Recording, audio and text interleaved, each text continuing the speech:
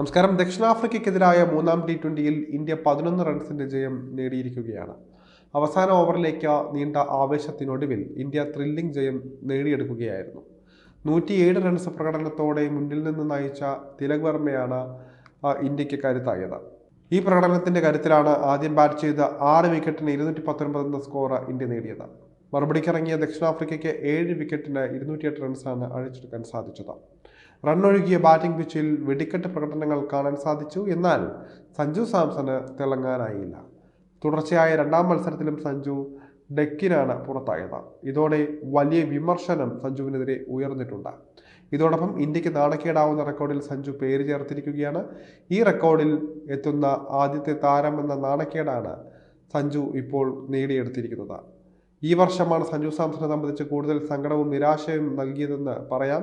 തുടർച്ചയായ അവസരങ്ങൾ ലഭിച്ച സഞ്ജുവിന് 2 തുടർ സെഞ്ചുറികളോടെ ചരിത്ര നേട്ടത്തിലേക്ക് എത്താൻ കഴിഞ്ഞിരുന്നു.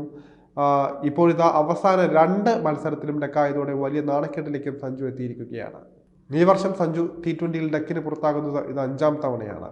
ഇതോടെ ഒരു വർഷം ഏറ്റവും കൂടുതൽ തവണ T20-യിൽ ഡെക്കിന് പുറത്താകുന്ന താരമെന്ന നാണക്കേട്ടിലേക്കാണ് സഞ്ജു പേര് ചേർത്തിരിക്കുന്നത്.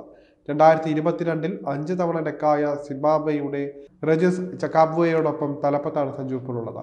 4 തവണ ഡെക്കായ പാകിസ്ഥാന്റെ ഉമർ ഗുല്ലും അതുപോലെ തന്നെ ഫഫീം അഷ്റഫുമാണ് 2ാം സ്ഥാനത്തുള്ളത്. എന്തായാലും ഒരിക്കലും ആഗ്രഹിക്കാത്ത നാണം കെട്ട റെക്കോർഡിൽ പേര് ചേർത്തിരിക്കുകയാണ് സഞ്ജു സാംസൺ പ്രതിഭാശാലിയായ താരമാണെന്ന കാര്യത്തിൽ ആർക്കും തർക്കമില്ല. എന്നാൽ എല്ലാവരും സഞ്ജുവിന്റെ പ്രധാന പ്രശ്നമായി ചൂണ്ടിക്കാട്ടുന്നത് സ്ഥിരതയാണ്.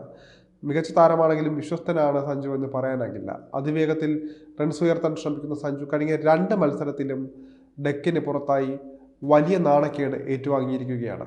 ഓപ്പണർ റോളിൽ സഞ്ജു സീറ്റുറപ്പിച്ച് വരികയായിരുന്നു. എന്നാൽ ഇപ്പോൾ സ്ഥിരതയോടെ നീക്കാനാകാതെ വന്നതോടെ സഞ്ജുവിനെ ഇന്ത്യ T20 ടീമിൽ നിന്ന് പുറത്താക്കാനുള്ള സാധ്യതയാണ് ഉയർന്നിരിക്കുന്നത്. അടുത്ത T20 പരമ്പര ഇംഗ്ലണ്ടിനെതിരെയാണ് വരുന്നത്. ഈ പരമ്പരയിൽ ഋഷഭ് പന്തും യശസ്വി ജയ്സ്വാളും ശുഭ്മാൻ ഗില്ലും എല്ലാം തിരിച്ചെത്തുന്നതായിരിക്കും. അപ്പോൾ ഈ സ്ഥിരതയല്ലാതെ പ്രകടനം കൊണ്ട് സഞ്ജുവിന് ഇന്ത്യയുടെ പ്ലേയിങ് 11-ൽ ഇടം പിടിക്കാൻ സാധിക്കില്ല എന്ന് തന്നെ പറയേണ്ടിയിരിക്കുന്നു.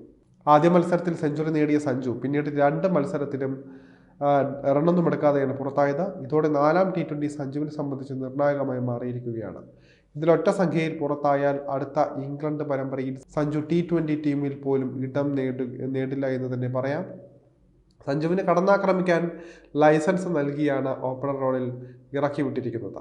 എന്നാൽ ഇത്തരത്തിൽ സ്ഥിരതയില്ലാതെ കളിച്ചാൽ സഞ്ജുവിന് ടീമിൽ സീറ്റ് ഉറപ്പിക്കാനാകില്ല. നിലവിൽ വലിയ വിമർശനം സഞ്ജുവിനെതിരെ ഉയരുന്നുണ്ട്. ഇതിന് മറുപടി നൽകി ശക്തമായി തിരിച്ചുവരാൻ സഞ്ജുവിന് 4ാം T20 മുതലാക്കേണ്ടത് അത്യാവശ്യമാണ് എന്ന് തന്നെ പറയേണ്ടിയിരിക്കുന്നു.